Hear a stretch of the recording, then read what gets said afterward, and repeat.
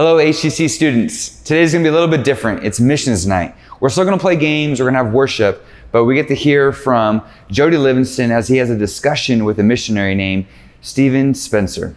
So I hope you guys are enjoying your time in small group and enjoy tonight's service.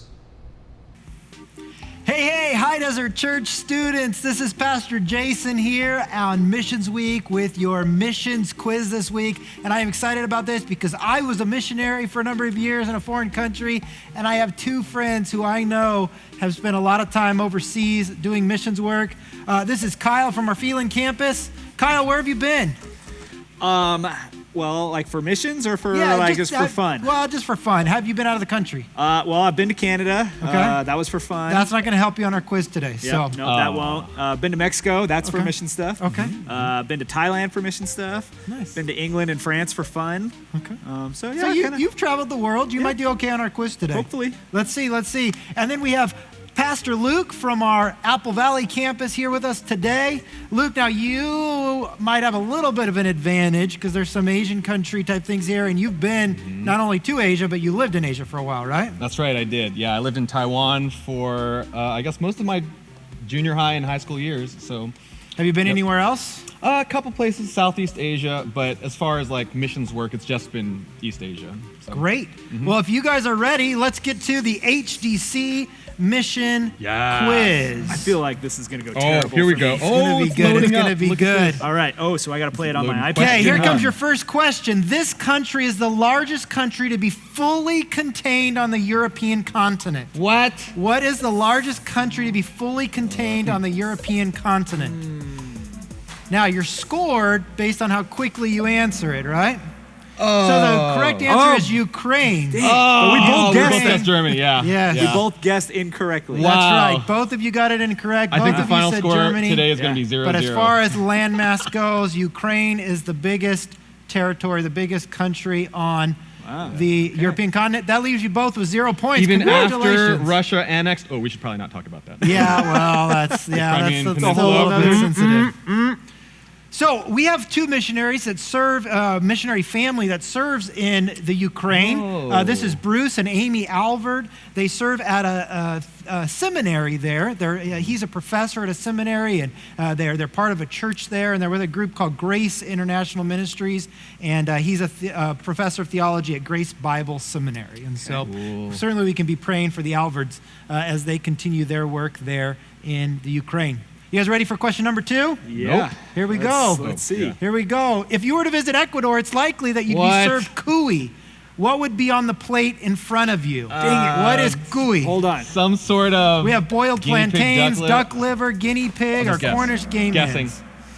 Guinea pig! We get the same thing again. Same mindset. Man, we're both wrong. Right. I would definitely rather eat boiled plantains than guinea pigs. Oh no, I would eat a guinea pig. Would you? I'd eat one of those bad boys. They're all Oh. like chubby and cute. Nom nom. That leaves you both with 0 points, by the Okay. way. But just because I wanted to show you exactly what it would be like, this is what would be sitting in front of you on that plate if it were to be served to you. So that is a delicacy. At least those are take the plantains? head off. Oh no. At least take the head off of that Sometimes thing. it's got a skewer through it, but it's a delicacy. That's It's terrible. known as if they really wanted to welcome you in their house, really give you a good welcome, that's what would be on your plate. And for those of you Is it tough, interested in or is going it- on missions trips, if they put that in front of you, You gotta eat it. You You just gotta eat eat it. it. Jesus You tells just you eat have it. to eat it. I want to introduce you guys to Leo and Lourdes Calva. They serve in Ecuador with a Amy. group called World Venture. They plant churches there pretty much, and so they're with a central church called Mustard Seed, and they send church planters out from there in order to plant churches. So really cool couple, and a neat story of what they're doing there in Ecuador. I lived in Guatemala, so it's kind of closer to my area of the world. There we go. Okay, number 3. Here we go. All right. In July What? 1960, this Asian country voted in the world's first female prime minister, Sirimavo Bandaranaike. Oh, what? I totally butchered that. I have no idea if that was right at all. Wow. I honestly, I don't know. man. I'm guessing. Yeah, I'm going to guess Guessing. to... I have no idea. No, maybe. Yeah, I'm going to guess that one. I have no idea. I only have one answer. Oh, did mine not go? Oh, Luke did not get it in time. I hit he the ran button. out of time. Oh, I didn't receive and it. he gets no I points I for was that. so close to picking Sri Lanka too. Yeah. So close. I have It friends is. that are serving as missionaries in Sri Lanka. Well, I think we're Yeah. going to meet those friends here in just a second. Sri Lanka is known as the teardrop of India. It's right off the coast of India. It kind of looks like a teardrop off of there. A beautiful, lush country. And there is where you guys both have 0 points. Yeah. You guys are on a roll. But we do have some friends there. The Carruthers live there and work there. They work with a group called Surfing the Nations. And they do a number of different types of training outreaches, service outreaches. And really, a big part of what they do is surfing, right? So they work with locals and teach them how to surf. And through that, use that as an opportunity to share the gospel with the locals. So just a neat family. Yep. We're doing some great Were we work praying there. for Cody's health for a little while? Wasn't that Yeah, okay? he was he better. He was actually bit by a snake, a poisonous snake, a viper, if I'm not mistaken. What? And God has miraculously healed him. Apostle he has Paul status type of absolutely, deal. man. Right. He has no leftover problems or anything like that from it. It's pretty amazing. It's pretty amazing. Wow. Okay, here comes the next one. Let's try to get some All right. points. 0 to 0. In come Hong on. Kong, Yeah, it is okay. said you will have a long and blessed life if you eat this food. Dai Pai Dong on your birthday. What? What do you eat on your birthday to have a blessed, long life? Dai Pai Dong. It's not working. I feel like if I ate any of those, I would have a blessed long life. Fish, noodles, rice cakes, or sweet and sour pork. I'm not sure. Hurry up, This is you like got a 1 Kanto second. thing. My dad's Kanto, and I'm not. Oh, Kyle gets some points. Oh!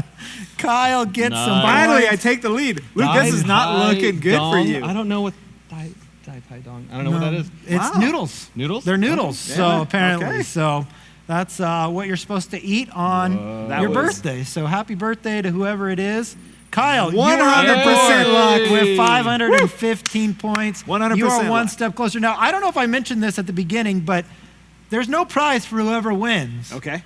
But for whoever loses today, you get to eat some international cuisine, okay? Oh. And so we are going to serve you something fun I mean, that we're going to have Great. you I'm eat. well on That my doesn't way. Sound like it's a bad deal. Well, we'll see. We'll well see. on my way. It is for the losers, so let's Great, put that. great. Mark and Goris Elwell serve in Hong Kong as Wycliffe Bible translators.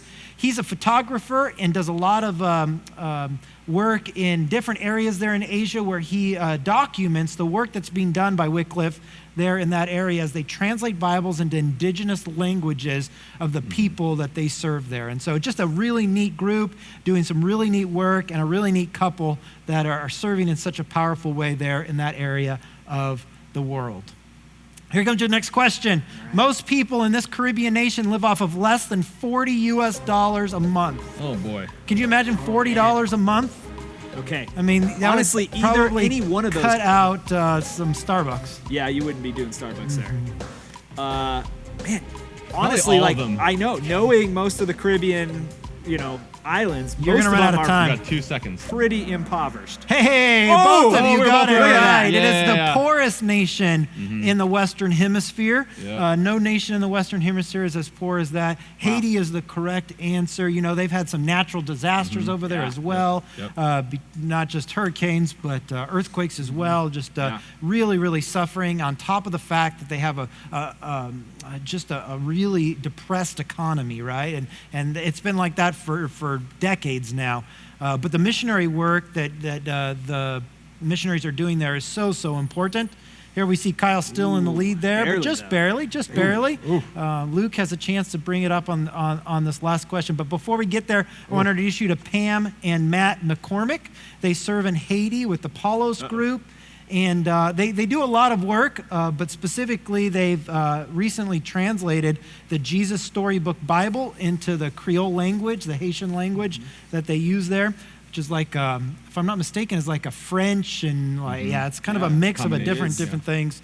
And so they use it throughout the country in order to spread the gospel. So pretty neat work that they're doing there in that area of the world. And I know that a lot of that is connected to orphanages and kids that have been orphaned in that area of the world. So Yeah.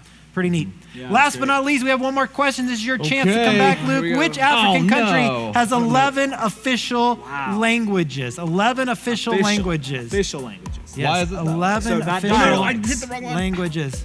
Oh, Man. I hit the wrong one. I got a guess here. You got 5 I seconds. know. That's a big guess. Should be South Africa. South Africa. I knew it. It is I South knew It is it. South Africa. I thought South that Africa. wasn't going to I be should have it. known. If you know the history of South Africa, they were, had indigenous languages that lived there that are still part of their culture. They were first colonized by the Dutch, then the English came in and took over, and so you have this mix of all these different languages in that country, and they actually have 11 that are official languages, so official documents from the government can be in any one of those 11 languages. Pretty neat there. We have a couple missionary couple that's there named the Spencer, Steve and Marion. They are starting a seminary there in South Africa. For many years, they were in Malawi. I think you guys probably chose Malawi, right? Yep. But they are now starting a new seminary in South Africa, and it's called Genesis South Africa, and excited to get that up and running in order to train church leaders to go out and to plant churches throughout, not just South Africa, but throughout all of Africa. Yeah, So that's awesome. it's pretty neat work that's being done.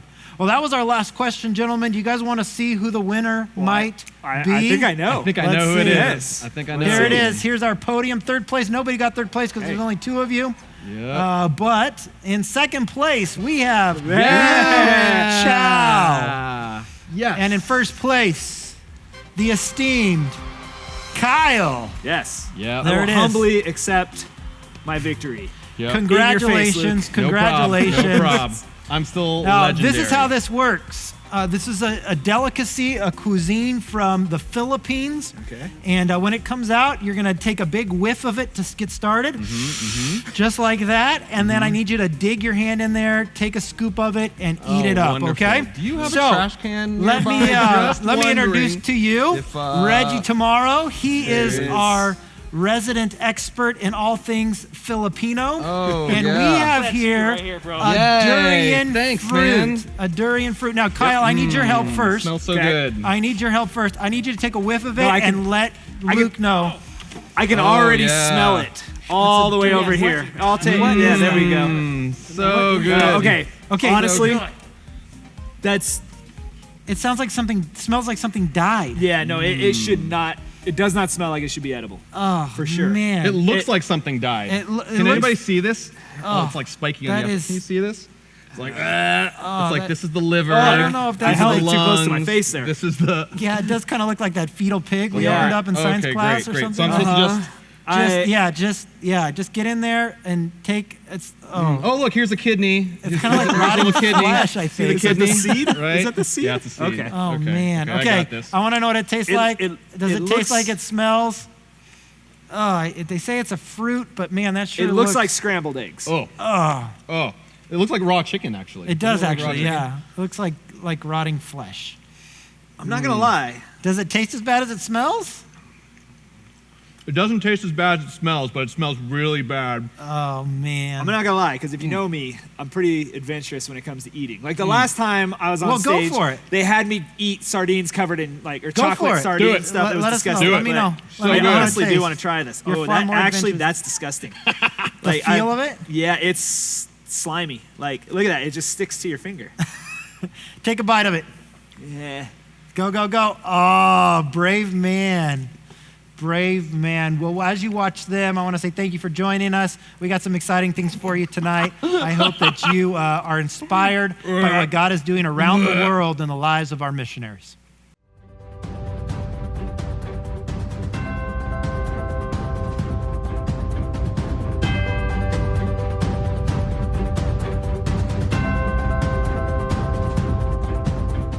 Well, welcome to the briefing for the week. My name is Arthur F.H. Lloyd, and it's missions night. So we have a returning guest, Pastor Jason, a real pastor, back on the show, and I'm sure it's going to be amazing. Jason, welcome to the show. Well, Arthur, it is great to be here with you, especially on Missions Week. Yeah, I'm really excited. I'm super glad that you're here to tell us about missions. That's important. You know what I really want to do is I want to call my friend. Yeah, well, In fact, really let me need see friends. here. We don't- Missionary Jason. we can only...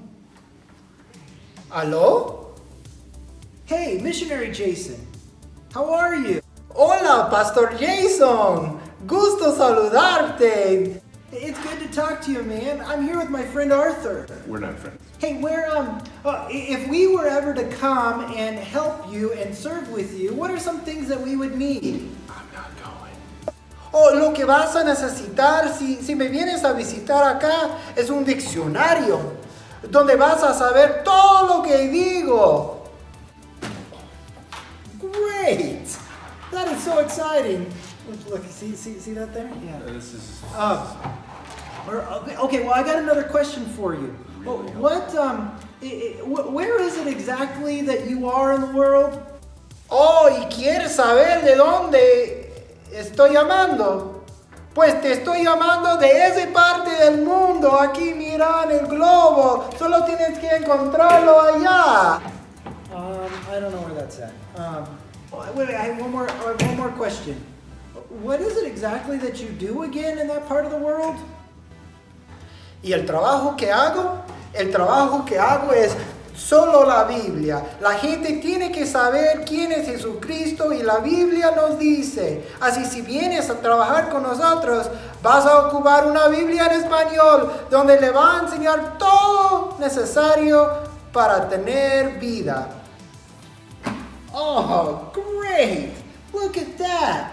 Pastor Jason, gracias por llamar. Quiero compartir algo con usted antes de que descuelgo del teléfono. A ver, aquí estoy. Ay, mira, un regalo de mi familia a tu familia. Aquí está. Oh, nice. Wow, that is so neat. I love it. What just happened? Why is there a chicken?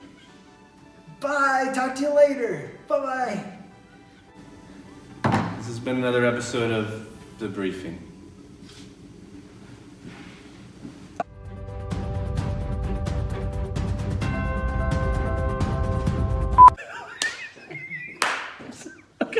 What are you guys laughing at? It doesn't sound like what I thought. Great. I'm sorry.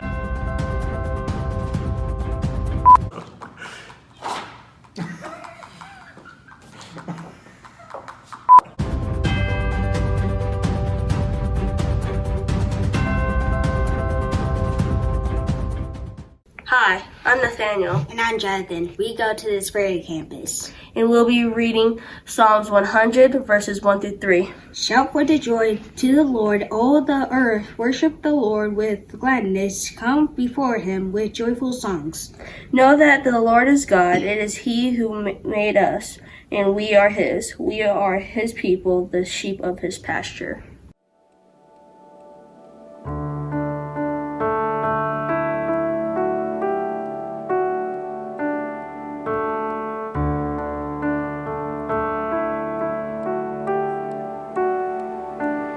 In the darkness we were waiting, without hope, without light, till from heaven you came running.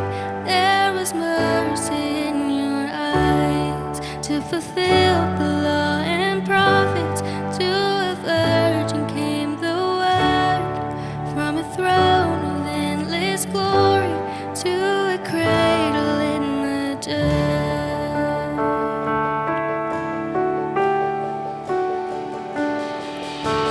Praise the Father, praise the Son, praise the Spirit, 3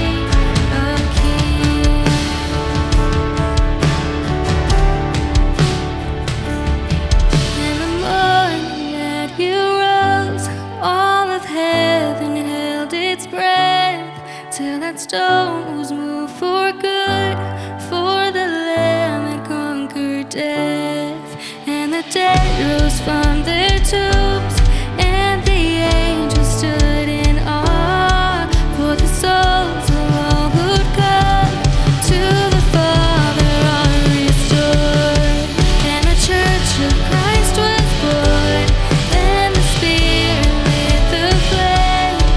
Now this gospel truth of all shall not kneel, shall not fade. By His blood and in His name, by His Spirit.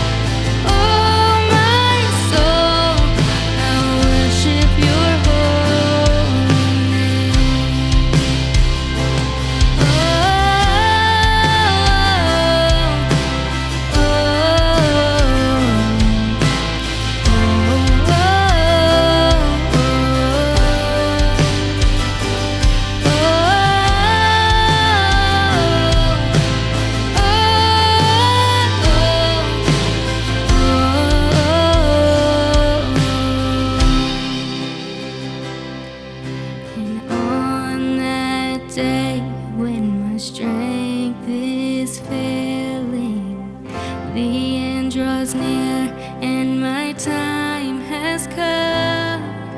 Soon my soul will sing your praise unending. 10,000 years and then forevermore. Bless the Lord, bless the Lord, oh my soul, oh my soul. Worship His holy name. Sing like never before, oh my soul. I worship Your holy name. Bless the Lord, oh my soul, oh my soul. Worship His holy name. Sing like never before, oh my soul. I worship Your holy name. I worship Your holy name. I worship Your holy name.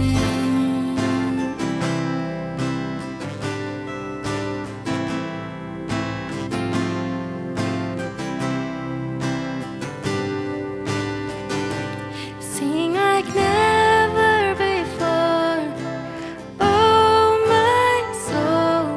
I worship Your holy name. I worship Your holy name. I worship Your holy name.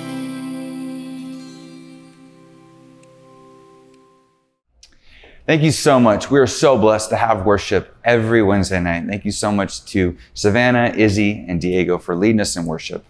Would you guys just grab a chair, get comfortable, and listen to this awesome discussion that Jody and Stephen Spencer have for us.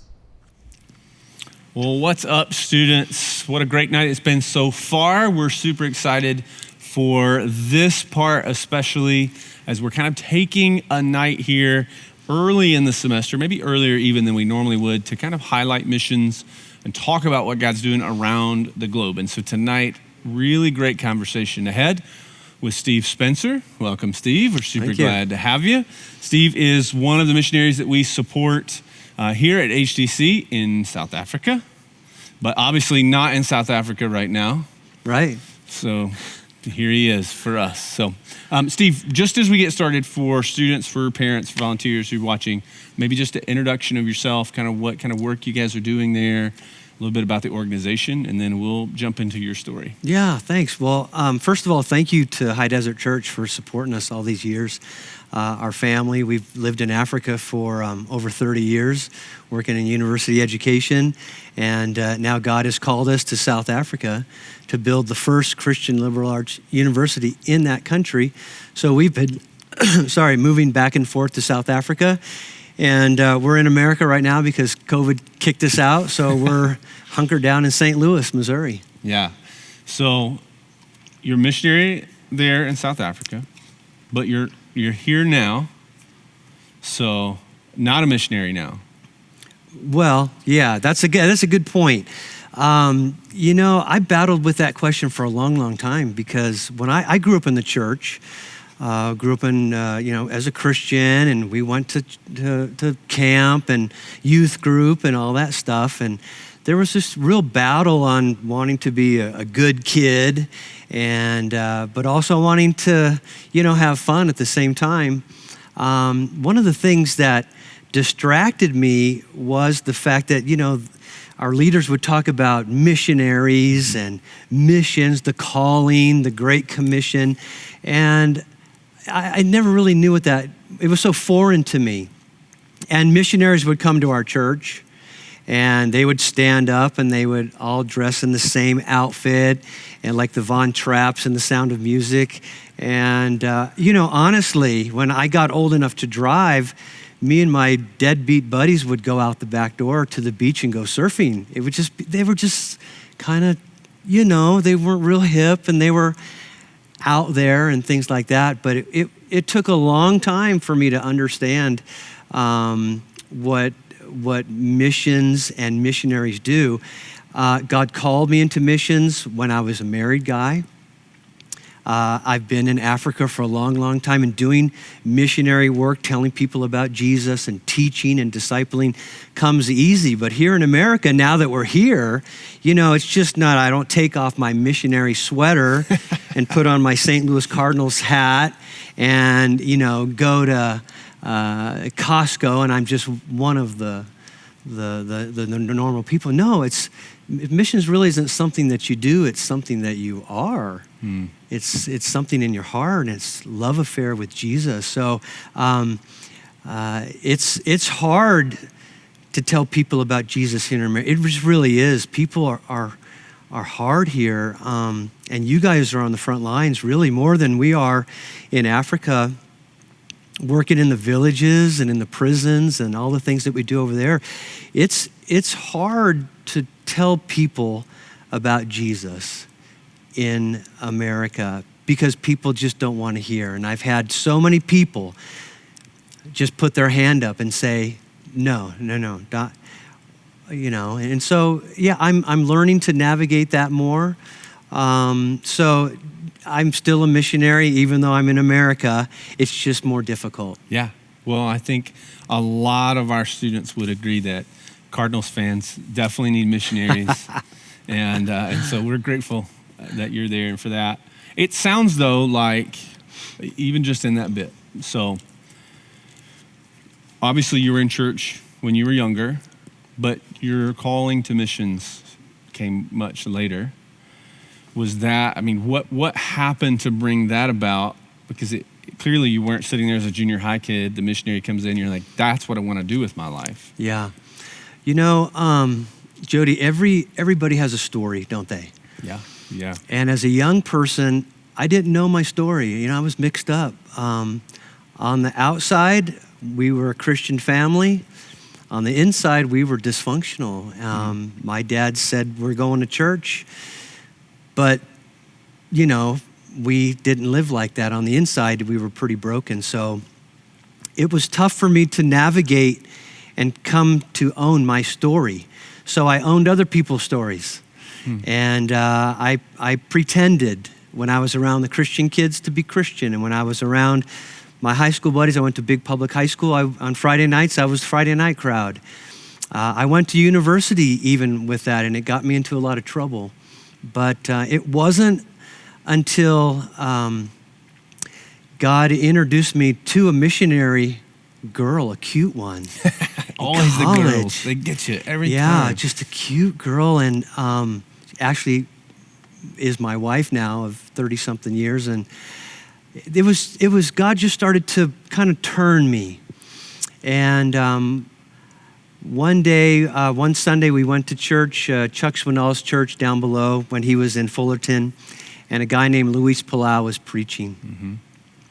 And God used Luis Palau to speak to me directly, and he said, you know, God doesn't need more people telling him what they're going to do for him.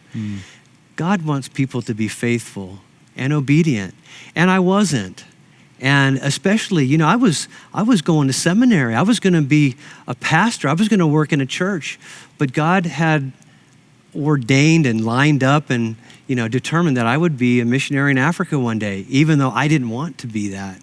And so it was just a series of events that God began to turn my heart, turn my eyes, turn my focus, turn my desires to serving him and loving him and obeying him. That was kind of a big deal.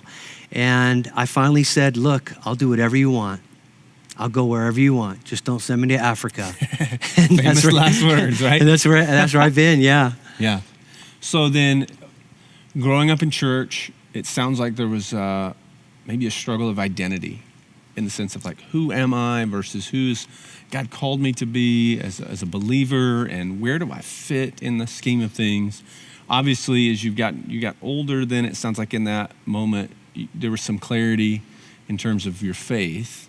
And then out of that then came this call towards missions. Yeah, absolutely. You know, missions isn't really something that you do. Like I said, it's something that you are. Missions comes from the inside out, and it's loving God and loving his word and wanting to serve him and be obedient wherever you are. See, I think that's the misconception. Sometimes people say, well, you know, I have to go somewhere to be a missionary. That's not really true.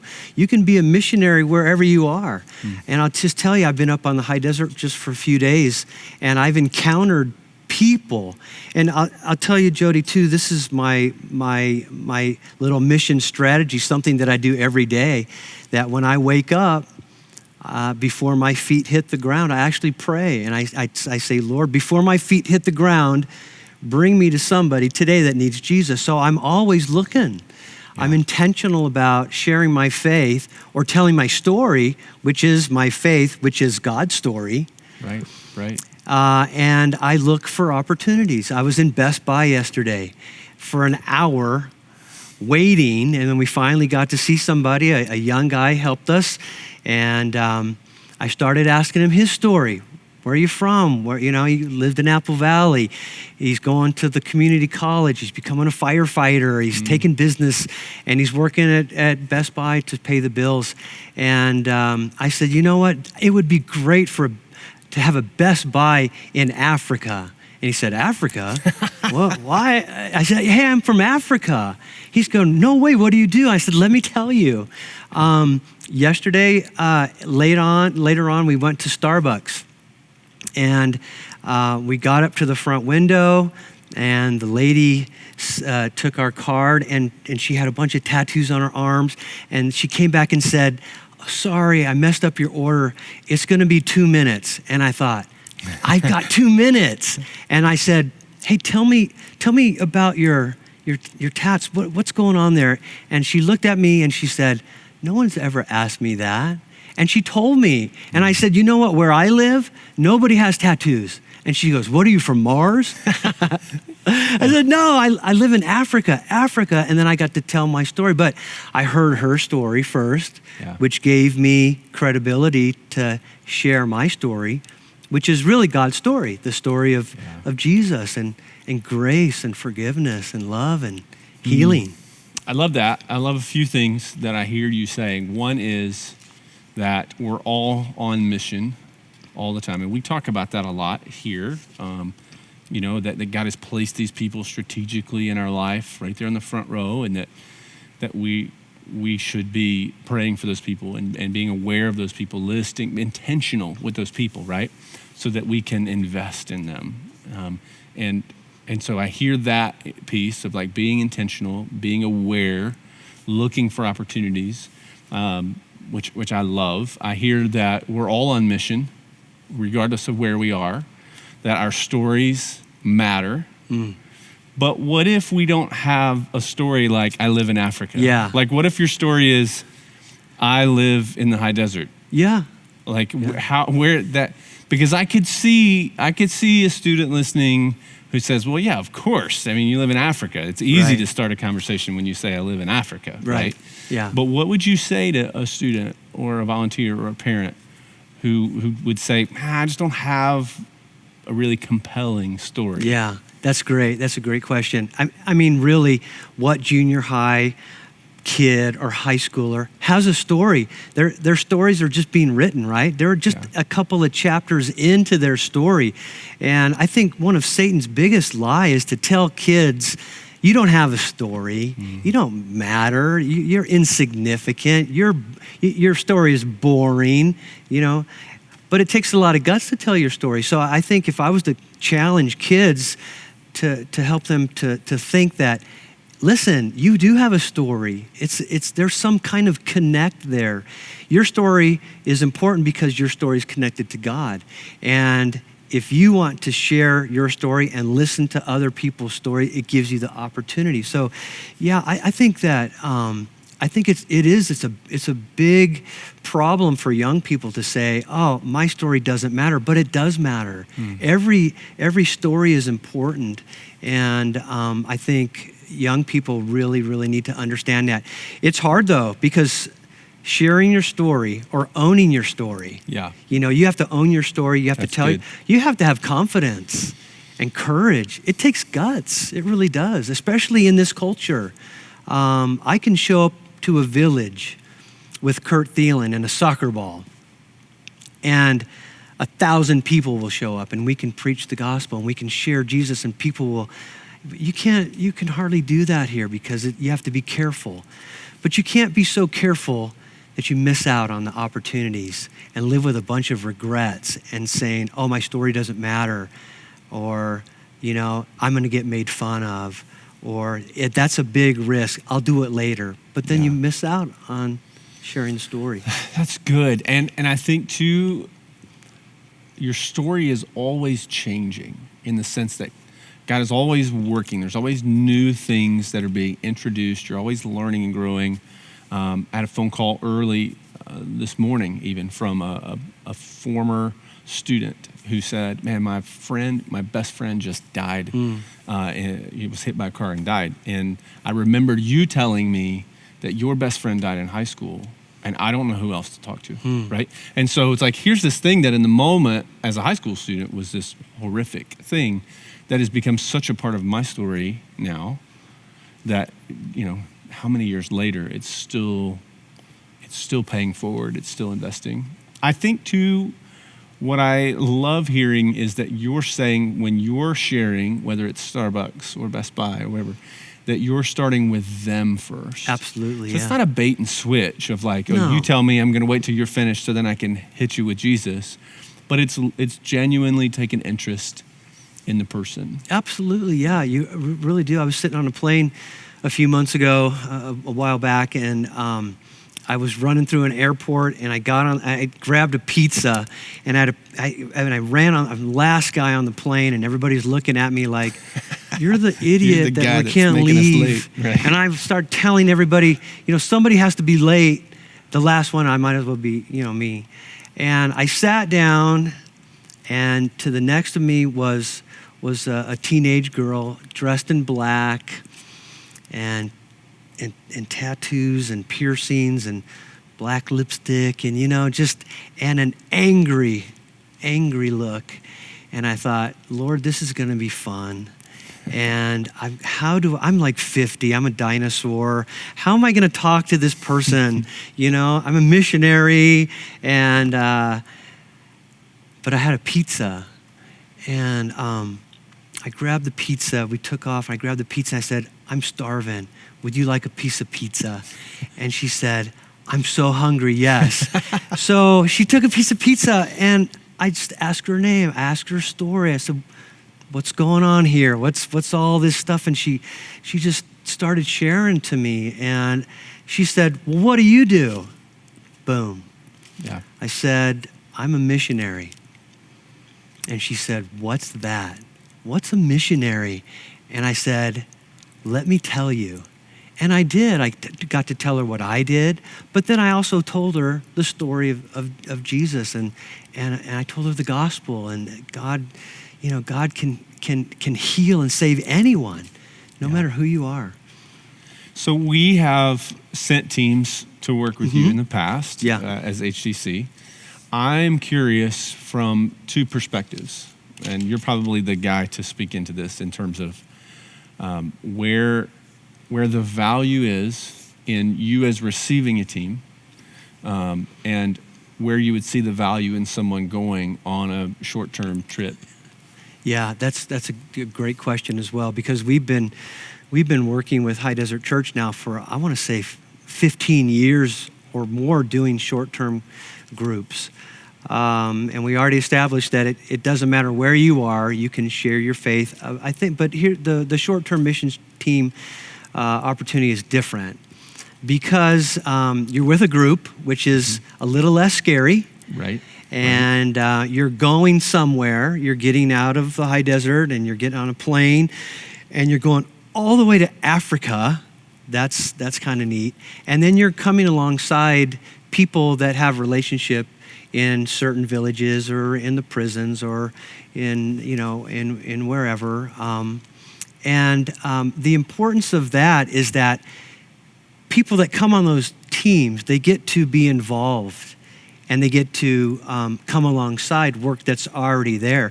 It's not all this pressure on one person to save a village or to share the gospel to thousands of people. You're part of a group that does that. The High Desert Church, Kurt and others that have been coming from years and years, we establish relationship with people along the lakeshore, Muslim people, and we put on soccer tournaments, and we dig wells, and we do all of these things. We build schools, but we do all of that stuff to be able to show the Jesus film for one night to people of the Islamic faith. And the kids and the people that have come are part of that process. Does it make it any easier? Yes and no. I'll tell you a quick story. We had a guy that came out, not with High Desert Church, but a guy that came with another church from Arizona, ex-con. I don't know how he got roped in on the missions trip. His name was Chuck. He was like a Harley guy, and like tattoos and big long Duck Dynasty beard down to the floor. It's just, and he'd been in prison, and somehow he got saved. Praise the Lord. God just grabbed him, and he ended up on a missions trip. So one of the things that we do, we bring people in a youth prison to us, and we put on a big soccer game and barbecue, and at halftime we have somebody give the gospel message. And I asked Chuck, do you want to do it? He said, yeah, I'll do it. I'll talk to prisoners. I'm ready for this. And 5 minutes before we were to start and he was to go on, he just melted. He just melted and said, Steve, I can't do it. Help me. And I said, get out there and just tell your story. And he did. He stood up amongst all of these prisoners and he told his story, and it was raw. And I wish some of my little kids weren't there. And it was real. And after he spoke, the prisoner stood up and applauded him. And he'd never been to Bible college or youth group or seminary. He just told his story, how God saved him out of the pit. And he shared that with these guys. And now he raises money and he sends Bibles to that prison in Malawi. So that's awesome. So is it fair to say, again, because we do talk a lot here about ministering to those 8 to 15 that are like on our front row, in terms of going, right? That's a little beyond maybe geographically speaking. But as those groups are coming in to minister alongside of you, is that helping in terms of the influence that you guys then have with those people in that oikos on the front row there? Yeah, absolutely. Because think about it, is that, you're 8 to 15. That's changing now, isn't it? I mean, your 8 to 15 can be a video in another city or you're playing games or, if you're Fortnite or whatever, Fortnite. They're all over the place. My son's Fortnite friends are Germany, South Africa, Malawi, Colorado. Right. So some of that is changing a little bit. So your 8 to 15 can be different. I consider High Desert my community as well. When I come back, I grew up in this area, but I've lived overseas for over 30 years now. But when Kurt and High Desert people come, they're my family. Right. And so what I'm doing is I'm introducing that family to my family in Africa. Yeah. And so they're coming alongside me and bringing gifts and talents and resources to help us do ministry in Africa. And also, let me say, we've hosted a lot of teams over the years, and when the High Desert guys come, my kids personally get so stoked about it. The relationship that we've built with this church over the years, it's just been incredible. And Kurt and others have always said yes to whatever we ask them to do. He's the candy man. Yeah. Literally. Yeah. Yeah. So then here's what I'm hearing just from our conversation, that we're all called as missionaries, whether we're here or whether around the globe, but we should always be willing to say yes to things that maybe we would normally say no to, in the sense of like, don't ever say, I won't be a missionary in Africa. because Yeah. you might end up as one. Yeah, and I also said, let me also tell you, Jody, when we went to Africa, because I was not convinced that when God called us to Africa, I was really mad at God. I mean, I was a mature enough Christian to understand that I'm not getting my church in Huntington Beach. I'm going overseas. I'll put my time in. Right. And I even told my wife, I said, listen, if I'm 50 years old and I'm still here, I'll be so upset. I'm almost 60. Yeah. And I wouldn't trade it. So yeah, taking a risk is important, and listening to the Lord and doing some things. You don't have to like it, but you have to be obedient. And then I think the other thing that I've heard you say, or it feels like that's coming out, is that I think we make so big of a deal, so much about it. And so many times I think we hear students say, I just don't know what God's will for my life is. Yeah. And it sounds like what you're saying is, it doesn't matter. Don't worry about the big calling, the great epiphany, the kind of the road to Damascus, Apostle Paul moment. Just be faithful along the way. And God will use those things then to kind of shape and mold and steer you as you go faithfully. Yeah, absolutely. Before I went to seminary and before I became a missionary, I was actually in youth ministry. And then I moved into college ministry. And young people, they want to do what's right. They want to follow the Lord. It's hard sometimes. And they want to share their faith. And they want to take a risk. But there's a lot of pressure on young people, especially today. For me, the idea of taking that risk or moving forward when you're young can be foreign, but to be faithful, you don't have to have all the answers. You don't have to have the I just got called to Africa moment. What God is calling you to do, He's not calling you to do nothing. Right. He's calling you to do something. And young people can do something. They can be involved in youth group, and they can share their faith, and they can go on service trips, and they can go on missions trips, and they can, be kind to their family and respectful to their moms and dad. And they can share their faith at school. They can stick it out there. But God's not calling us to do nothing, but He is asking us by faith and obedience and courage to do something. Finding out what that something is. That's good. Is easier than trying to save the world. So we kind of wrapped up things here. I just wonder, are there some final or thoughts as we're talking, or things that maybe even you've thought of before, or conversations you continue to have, that challenges or encouragements that you would encourage or challenge our students with? Yeah, that's a good question.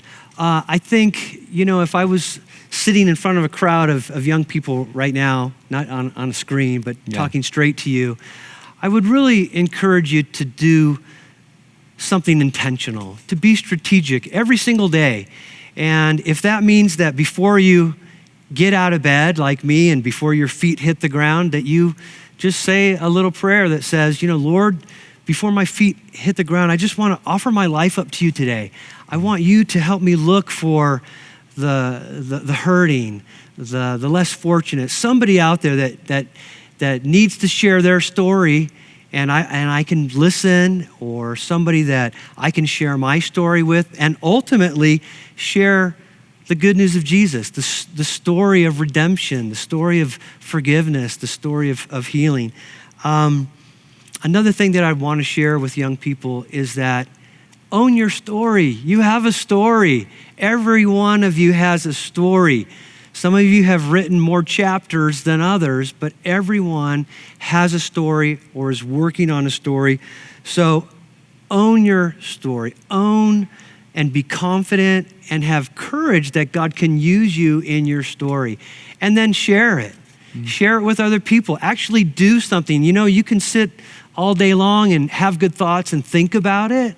But reach out to people. Be willing to listen. Be willing to ask people questions. Engage. And then be able to have confidence to tell your story, which ultimately leads to the story of Jesus. Third and last thing, don't miss out. I think a lot of us older generation Christians and missionaries, we look back when we were younger, and we had so many opportunities, so many chances to be meaningful and significant and helpful, and we missed it because we wanted to be too cool. We didn't want to take that risk. It was, it was just too hard, trying to navigate just teenage years, life and family and school and emotions and all of those things, and then actually trying to share your faith. But you can do it. You don't want to go through those years and say, well, I'll do it later. No, you have the opportunity right now to do something, to do anything, whether it's through church or youth group or short-term missions or service trips or something. Just don't do nothing. Don't sit there and just make an excuse and say, I'll do it later. No. Look for those opportunities to share your faith. And let me leave you with a verse, Colossians 3:17. Whatever you do, whatever you say, whatever you think, do it all for the glory of God. Do it to be an ambassador for him. Do it intentionally so that when people look at you and hear you, they see Jesus. That's good. Steve, thanks for giving some time to share a little and challenge and encourage us. I hope that as you are listening, that you are at least challenged and encouraged a bit with sharing your own story, finding the mission field that God has placed right here, even where you are now, and at least being challenged a bit to be open with where God might call you to later. But the thing I hope you take away is that we long for you to live faithful today, to be intentional today, and that you would take one step at a time and then just see what God does and see where God leads. Let me pray for you and pray for our students as we close out. If Thank that's you. all right. Yeah. God, thank you so much for your calling, your faithfulness on our lives. Thank you for Steve. Pray for him, for his family, for the work that they are doing there. And I pray, God, that even just in this crazy COVID season that we're all living and trying to navigate through, that at the end of this, God, will be better for it. That as Steve, even as this ends and he's able to transition back into that place, that he'll be able to pick up where he left off or even further ahead. As a result of this, we pray for soft hearts. God, we pray for just an awakening, not only there among Steve and his ministry there, but here even among the high desert. I pray for our students. God, would you help us here to be intentional about the people you've placed in front of us? Give us an openness, a willingness to say yes to whatever it is that you place in front of us. We pray that you'd be glorified, that Jesus would be made much of, Father, and that you would continue to move among us and help us, God, just to keep our eyes on you. And I pray and ask these things in Christ's name. What an amazing discussion. Well, now is the awesome time that we get to go into small groups. Small groups are going to look a little bit different because we didn't have a message, but God still has his message for us, and it's found in his word. So grab your Bible, get together as a small group, whether it's online or if it's at someone's house, and unpack God's word. Hope you guys have a wonderful night. Hey Shishi, thanks for joining us tonight. I'm Ariana from the Apple Valley campus, and don't forget to share, subscribe, and like.